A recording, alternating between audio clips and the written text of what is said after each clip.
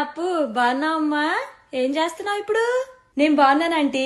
అంటే ఆంటీ ఈ మధ్య నేను ఏది ఫ్రీగా చేయట్లేదు. నేనేం చేస్తున్నానో చెప్పాలంటే 2000 తీసుకుంటాను ఆంటీ. నేనేం చెయ్యాలనుకుంటున్నానో చెప్పాలంటే 3000 తీసుకుంటాను. నేనేం చెయ్యాలో అని మీరు అడ్వైస్ ఇస్తారు కదా, ఆ అడ్వైస్ వినాలంటే మాత్రం 5000 ఛార్జ్ చేస్తాను ఆంటీ. నేను లావ్ అయ్యాను, కలర్ తగ్గాను అని నాకు తెలిసిన విషయాలే మళ్ళీ నాకు చెప్పాలనుకుంటే మాత్రం 8000 ఛార్జ్ చేస్తానంటే. ఇంకా నేను ఎప్పుడు పెళ్లి చేసుకోవాలి, ఎలాంటి వాడిని పెళ్లి చేసుకోవాలి అని దిక్కుమాలిన సలహాలు ఇవ్వాలంటే మాత్రం 25,000 ఆంటీ. నన్ను మీ పిల్లలతో కంపేర్ చేసి మా పేరెంట్స్ కి కంప్లైంట్ చేయాలనుకుంటే మాత్రం 30,000 ఆంటీ. పిల్లల్ని ఎలా పెంచాలి అని మా పేరెంట్స్ కి అక్కర్లేని లెక్చర్స్ ఇద్దామనుకుంటే మాత్రం 50,000 ఆంటీ. అంటే వాళ్ళు అడగరు మొహమాటం, అందుకే నేనే చెప్తున్నా.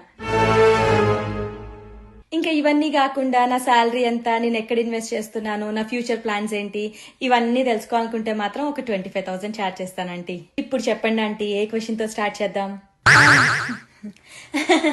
నీ పర్సనల్ విషయాలు నాకెందుకమ్మా? అయినా నువ్వు తెలివైన దానివిలే, ఏం చేయాలో నీకు బాగా తెలుసు. నేను ఉంటాను వదినా, వెళ్ళొస్తానమ్మా అప్పు. మంచిదాంటీ.